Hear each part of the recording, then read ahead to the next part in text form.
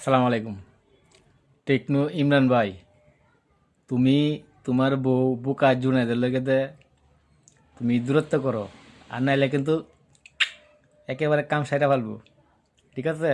তুমি তো সব হাজিগিরি অনলাইনে দেখাও তোমার বউ সামালো, তুমি কি ভাও পাও তলে তলে কি করে? তুমি সারাদিন আছো টেকনো নিয়া।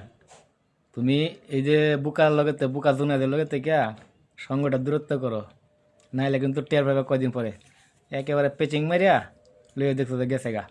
গিয়ে মনে করো তুমি দিছো টেকনো, ও দিবে আইফোনের শোরুম।